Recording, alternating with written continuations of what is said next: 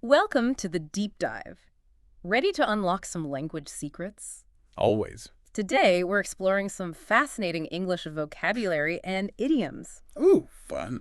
And you know what's cool? Our source material is actually a podcast. A podcast. Yeah, one specifically for people learning English. But honestly, there are some real gems in here for everyone. I bet.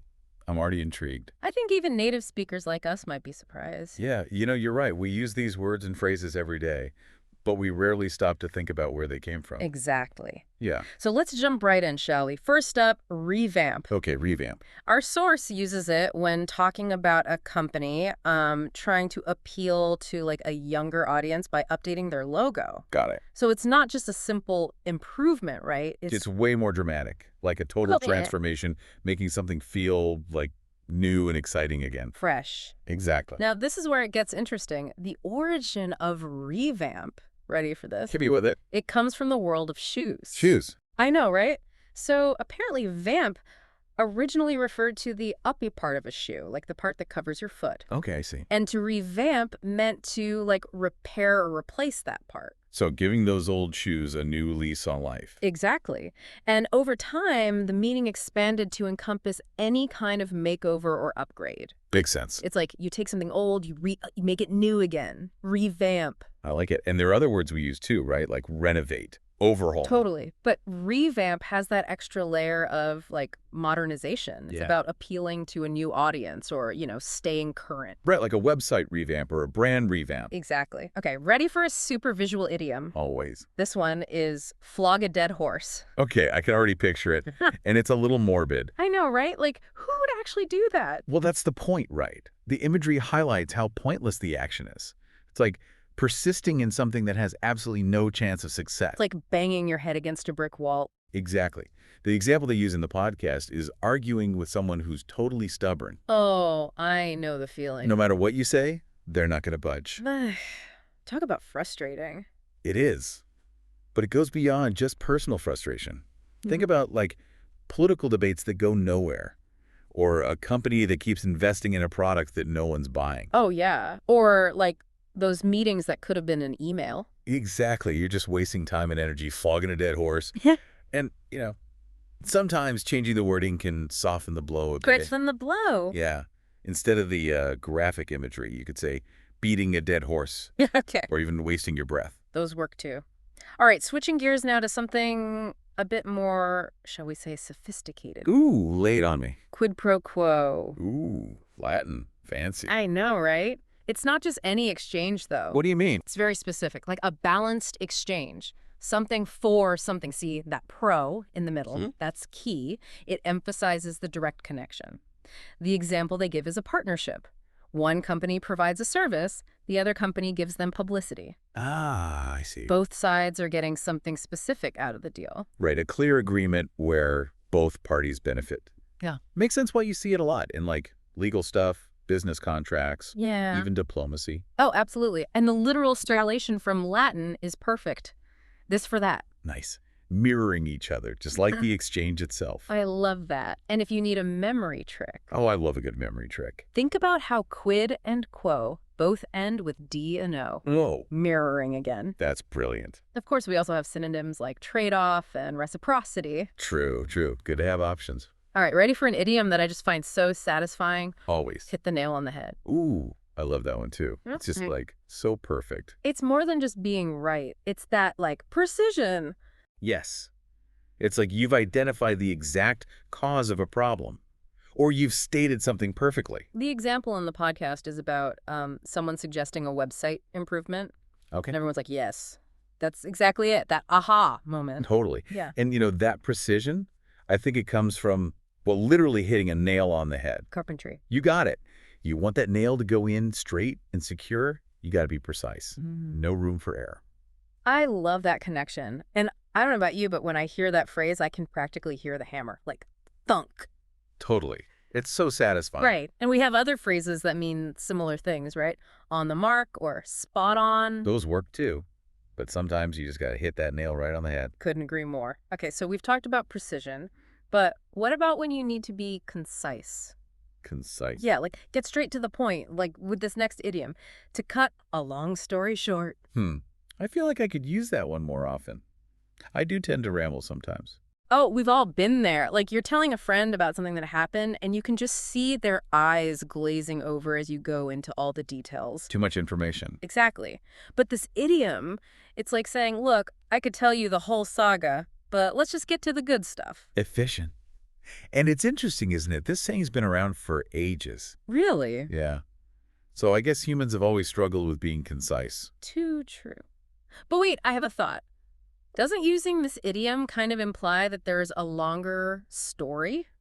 Good point. Like you're acknowledging there's more to be said, but you're choosing to focus on the key takeaway. Right. It's like a literary ellipsis. You invite the listener to imagine the details without actually hearing them. I love that, a literary ellipsis. Okay, give me an example. How would you use it in a sentence? Let's see. To cut a long story short, we missed our flight, but luckily got seats on the next one. Perfect. You skipped all the drama of how you missed the flight, but we still get the gist. Exactly. Efficiency at its finest. All right, on to an idiom that perfectly captures that feeling of being stuck. To sit on the fence. Ooh, I know that one. Indecision, right? You got it. It's that person who can't make up their mind between two options. Or they don't want to take a stand on an issue. Right. They're straddling that metaphorical fence, not committing to one side or the other. It's such a vivid image, isn't it? Literally perched on a fence, trying not to fall off either way. I know. And just like sitting on a real fence, I bet it gets pretty uncomfortable after a while. Totally. And it implies a lack of progress, doesn't it? Yeah, that's stagnation. Like sometimes it's about avoiding a tough decision. But other times it could just be like careful consideration. True, true. Context is key. Always. Okay, now for one that I hear all the time but don't always fully grasp, rule of thumb. Ah, yes. Rule of thumb. It sounds so official, right? It does, like it's some ancient law. But really it's just a general principle or guideline. Yeah. Experience or common sense. It's less about precise measurements and more about, like, what's generally worked in the past. So it's a shortcut. You got it. Yeah. Makes things simpler. Totally. I feel like people use it a lot when giving advice. Oh, definitely. As a rule of thumb, you should always... Exactly. But you know what's funny? The phrase has nothing to do with thumbs. Wait, really? Yeah. One theory is that it came from, like, carpenters or other tradespeople. They'd use the width of their thumb as a rough estimate. A handy little measuring tool. Exactly. Though maybe not super accurate all the time. Well, hey, sometimes close enough is good enough. So true. Okay, speaking of missing the mark, that brings us to our next idiom. To miss the boat. Ah, I think I know where this one is going. Missed opportunities. You got it. It's that feeling of like a chance slipped away and you didn't grab it. Oof. I've been there. Like that time I hesitated to buy tickets to that concert and... They sold out. Yep. I missed the boat. We've all been there, but hey, at least it's a good reminder to seize those opportunities when they come along. Absolutely. You never know, and they'll come around again. So true. Speaking of seizing opportunities, how about this one? To get your act together. Ooh. That one has a bit more of a, like a tough love vibe. It does, doesn't it? It's like a call to action. Like, someone's got potential, but they're not quite living up to it. Right. Like, hey, you've got all the pieces, now put them together. Exactly. Whether it's a coach yelling at their team or, you know, a friend giving some tough advice. It's a wake-up call. Totally. Time to take control and make some changes. Love it. All right, let's move on to an idiom that I think everyone can relate to, especially those of us who are, shall we say, ambitious. Oh, I'm intrigued. To bite off more than you can chew. Ooh. Yeah, I know that feeling. Like that moment of panic when you realize you've taken on too much. Way too much. Exactly. Too many responsibilities, too many tasks, too many challenges. And you're like, how am I going to do all of this? The imagery is so perfect, right? Imagine trying to stuff a giant bite of food into your mouth. It's uncomfortable, messy. You might even choke. Exactly. Not a good look. Definitely not. So it's a good reminder to, like, know your limits, don't overcommit. Prioritize. Sometimes it's better to do a few things well than to try to do everything and end up doing nothing well. So true. Quality over quantity for sure. Now you're talking. Speaking of quality, how about this one? Actions speak louder than words. A classic. It's all about walking the walk, not just talking the talk. Exactly. It's like you can say whatever you want, but what you do is what really matters. People believe what they see, right? Think about it. Would you rather have a friend who's always promising to help but never follows through? Or a friend who just shows up when you need them? No contest, actions all the way. Okay, this next one is one of my favorites. A penny for your thoughts. Ooh, it's so gentle, isn't it? It is. It's like a polite way of saying, hey, you seem lost in thought. What's going on in that brain of yours? It shows you care without being, like, too intrusive. Exactly. Like, I'm here if you want to talk. Now let's talk about rarity. You ready for this one? Hit me. Once in a blue moon. Ooh, I love that one. It's so evocative. It's about something that happens super infrequently, right? You got it. And the origin of the phrase is actually astronomical. Astronomical. Yeah. A blue moon is the term for the second full moon in a calendar month. It only happens every few years. So, like, a super rare occurrence. Exactly. Just like the events this idiom describes. Okay, let's go from rare occurrences to something a bit more, shall we say, idealistic. Idealistic. Yeah, the best of both worlds. Ah, now that's a phrase I like to hear. Right. It's like when you get to enjoy the advantages of two different things without any of the downsides. Having your cake and eating it too. Like having a job you love that pays amazingly well. Or living in a city with both amazing culture and beautiful nature. The ultimate win-win. Exactly. Now, let's talk about an idiom that's a little more, well, it can go either way. Either way. Yeah. To see eye to eye. I feel like this one's about agreement, right? It is. It's about having the same opinion or perspective as someone else. Being on the same page. Right. Understanding where they're coming from. Exactly. And it can be a beautiful thing when it happens, like that feeling of harmony and connection. Right. But I guess it can also be used in a negative way, like when two people just can't agree on anything. Totally. Like, we just don't see eye to eye on this. Interesting. It all depends on the context. Okay, ready for an idiom that's a little more, shall we say, painful. Painful. In what sense? Financially. This one's for all those things that are just way too expensive. Oh, I think I know what you're talking about. To cost an arm and a leg. Ooh, that's a good one. It's so dramatic. Like, imagine literally having to give up a limb to buy something. I know, right? The imagery really drives home the point. It's like those designer handbags that cost thousands of dollars. Or like a luxury car that's totally out of reach for most people. Definitely. And the phrase really captures that feeling of, like, ouch. Yeah. It's going to hurt my wallet. For sure. Okay, speaking of feeling a bit uneasy, let's talk about pre-event jitters. Ooh, I'm feeling anxious already. This idiom perfectly captures that. To get cold feet. Ah, yes. Cold feet. It's like that sudden wave of hesitation or anxiety. Right, and it usually happens right before you're about to do something big. Like right before a presentation. Or before a big life decision. It's like those doubts start creeping in. You're like, wait, am I making the right choice? Ugh, I hate that feeling. It's like your body's trying to tell you to back out. And it's funny, right? Why cold feet? What's the connection?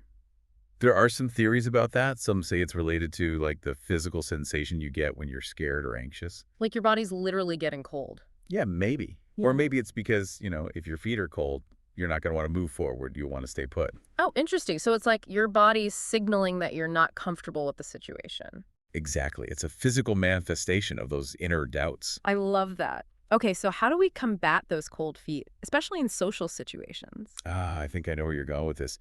To break the ice. You got it. It's all about easing those awkward moments, right? Exactly. Like, you're at a party, everyone's a bit stiff and formal, and someone tells a joke to lighten the mood. Or maybe you ask someone about their weekend plans. Right. It's all about finding those little things that help people connect. And the imagery is so fitting, right? You've got that frozen lake, and you need to break through that initial layer of ice to access the water beneath. I love that analogy. It really highlights that effort involved in overcoming those initial social hurdles. It does. And once the ice is broken, the conversation can flow freely. Exactly. It opens up those channels of communication. Speaking of channels of communication, sometimes those channels involve a bit of playful teasing, right? Ooh, I love a good tease. You're talking about pulling someone's leg. You got it. It's all about that playful deception. Like telling your friend you won the lottery when you didn't even buy a ticket. Exactly. Just a bit of harmless fun. Although, of course, it's important to make sure the person knows you're just kidding.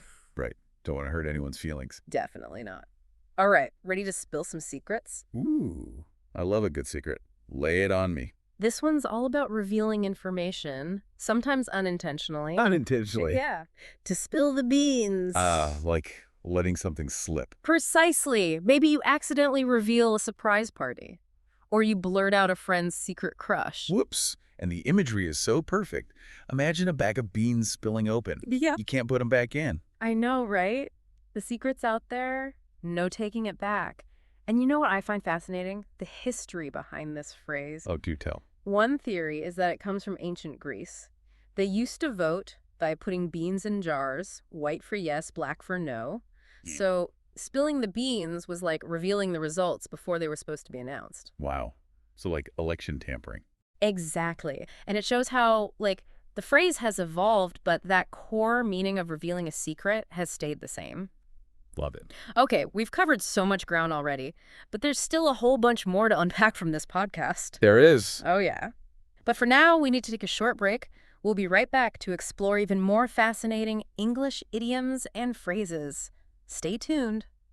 Welcome back. We were just talking about spilling secrets, but let's switch gears now to something a little more direct. Direct. Yeah, like getting straight to the point, cut into the chase. Cut to the chase. I love that one. It's like, skip the small talk. Let's get down to business. Exactly. No time for beating around the bush. Speaking of beating around the bush. Oh, that's a good one, too. Yeah. It's like the opposite of cutting to the chase. Totally. It's when you're avoiding a topic, right? Yeah, like you're dancing around the main point. Maybe you're nervous or you just don't want to be direct. We've all been there. Like when you have to deliver bad news and you kind of skirt around the issue. It's a very human thing to do, really. Yeah. We beat around the bush to soften the blow or avoid confrontation. Sometimes we just need a little more time to figure out what to say. But let's be honest, it can be pretty frustrating for the listener. Oh, absolutely. It's like, just spit it out already. But it's interesting, though, right? Why a bush, of all things? Yeah, why a bush? Well, there's a theory that it comes from hunting. Hunters would sometimes beat around bushes to flush out their prey instead of confronting them directly. Oh, so it's like an indirect approach. Instead of tackling the issue head on, you're circling around it, hoping to get a glimpse of what's hidden. Exactly. I love how these idioms often have such unexpected origins. Okay, ready for a change of pace? Always. Hit me. How about an idiom for when you're not feeling your best? Not feeling my best. Yeah, like a little bit under the weather. Under the weather. I love that one. It's so gentle somehow. Like you're not really sick, but not quite 100% either. Right. It's a subtle way of saying, I'm not feeling great, but I'll manage. And, it's a phrase that's understood in many cultures. That feeling of being a bit off is universal. It is. Speaking of universal experiences, how about those times when things just go from bad to worse? When you add insult to injury. Ooh, I know that feeling. It's like the universe is playing a cruel joke on you. Like when you lose your wallet, A&D, get a parking ticket on the same day. Oh, I've been there. Or like when you trip and fall and someone laughs at you, it just adds that extra layer of humiliation. Exactly. It's not just that something bad happened, but it makes you feel even worse about it. Okay, we need something more positive now. How about over the moon? Oh, that one always makes me smile. It's pure joy, right? Like, Yeah. You're so happy you could burst. Exactly. Winning a competition, achieving a long-held goal, experiencing a moment of pure bliss. It's that feeling of ecstatic happiness. And the imagery is perfect. It's like you're so happy you're floating above the earth. Okay, on a more practical note, let's talk about calling it a day. Yes. Calling it a day. The sweet sound of surrender. Exactly. It's knowing when to stop, right? Whether you're working on a project, studying, or just doing something that's taking a lot of energy.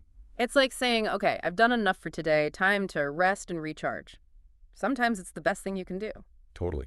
Self-care is important. Yeah. Speaking of which, have you ever had someone treat you badly and then they end up experiencing the same treatment themselves? You're talking about getting a taste of your own medicine. Exactly. It's like a little bit of karmic justice, isn't it? It is. It's a good reminder to treat others how you want to be treated. Right. Sometimes experiencing the negative consequences of your own actions can be the best teacher. Okay, ready for an idiom that's all about starting fresh. Oh, tell me more. It's going back to the drawing board. Back to the drawing board. It's like admitting defeat, but in a positive way, right? Exactly. It's about recognizing that your initial plan didn't work and being willing to start over. It's a crucial part of the creative process. We learn from our mistakes, we iterate, and we try again. It's all about resilience. Totally. Sometimes the best ideas come from those moments when we have to rethink everything.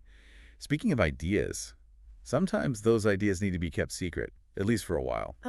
You're talking about letting the cat out of the bag? You got it. It's when a secret gets revealed, usually accidentally. Like you let something slip without realizing you weren't supposed to share it. Oops. It happens to the best of us.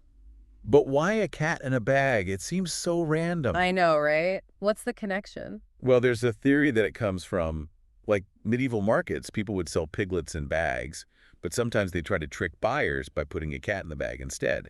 If the cat got out, the secret was revealed. Oh, so letting the cat out of the bag is like exposing a hidden truth. Exactly. I love how these idioms often have such colorful origins. Me too. It's a reminder that language is always evolving, and even the most common phrases can have surprisingly interesting backstories. Now, back to efficiency and clarity. How about cutting to the chase? So cutting to the chase, it really is like we're all craving that fast-paced action. No time for the slow bits. It's so true, and in this world of constant information, it feels even more important, you know? Yeah, we're bombarded with messages all the time. No time to waste on fluff. We need things clear and concise. Absolutely. Cutting to the chase. It's almost a survival skill these days, I'd say. But then what about those times when we do the opposite? Like completely avoid the topic, beating around the bush, so to speak. Nah, the art of subtlety. I think sometimes it comes from a good place, right? Trying to be delicate. Yeah, trying not to hurt someone's feelings. Avoiding a fight. But sometimes I think it's our own WN discomfort making us do it. Oh, for sure. Like, we're scared to talk about something directly, so we dance around it. Hoping the other person will get the hint. And then there are those who do it on purpose, right? Manipulators. Politicians dodging questions. Salespeople using, like, super vague language. It's fascinating, really. The same words, but completely different intentions. 1 minute it's tactful, the next it's sneaky. You got to pay attention to the context, right? Always. All right. Want to talk about something a little more universal? Sure, what you got? Feeling under the weather. You know, that just blah feeling. Under the weather. It's such a strange phrase when you think about it. It is. I've always wondered where it came from. Well, I heard the theory that it's from sailors. They literally feel worse when the ship was in rough seas. So, under the bad weather. Makes sense, right? It does. And I guess over time, it just became a way to describe any kind of mild illness. Yeah, like not sick enough to stay in bed, but definitely not your best self. Speaking of not your best self, what about those times when it feels like everything is going wrong? You know, adding insult to injury. Oof, don't remind me. Like when one bad thing happens and then bam, another one hits you. And usually there's some kind of extra humiliation involved. Yeah. Like you spill coffee on yourself and then someone points it out, laughing. It just makes you feel so much worse. Totally. Okay, let's shift gears again. Need some positive vibes. I'm with you. How about over the moon? Over the moon? Just hearing it makes me feel lighter, you know? It's such a great image. Like you're so happy you're practically floating. Pure joy and excitement. Now, on a more practical note, we've all got to know when to stop sometime. You mean call it a day? Call it a day. Exactly. Whether it's work, a project, whatever. Sometimes you hit that wall. Your brain is fried. Time to step away, Yeah. rest, and come back fresh. Self-care is key. But speaking of actions having consequences, remember that idiom we talked about earlier? Which one? The karmic one. Yeah. You know, what goes around comes around. Oh, you mean getting a taste of your own medicine? Exactly. When someone treats you badly and then they end up experiencing the same thing. Like the universe is giving them a little lesson. Sometimes it's funny, though, like those sitcom moments when a prankster gets pranked. Oh, yeah, those are the best. All right, back to a fresh start. Last idiom. Ready. Always. How about going back to the drawing board? Back to the drawing board. That's like admitting defeat, but in a way that feels hopeful, you know? Exactly. You realize the old plan didn't work, so you scrap it and start fresh. It's all about learning from your mistakes, adapting, and being resilient. Right. And sometimes those fresh starts lead to even better ideas. Absolutely. And hey, if you ever accidentally reveal one of those great ideas before it's time, Well, then you've let the cat out of the bag. whoops, and just like spilling those beans, there's no going back. It's out in the world now. It's funny, isn't it, how these little phrases we use every day. They have these whole hidden histories. It's like each one is a tiny time capsule, you know? Yeah, giving us a glimpse into how language has evolved over time. I love that. And honestly, it makes me want to pay even closer attention to the words I use. Me too. It's like a treasure hunt, uncovering these hidden meanings and stories. And on that note, we've reached the end of our deep dive. Already. Time flew by. It always does when you're having fun exploring language. So true. But hey, the exploration doesn't have to end here. Right. The world is full of fascinating words and phrases just waiting to be discovered. So keep those ears open, keep those minds curious, and keep diving deep. We'll see you next time for another linguistic adventure.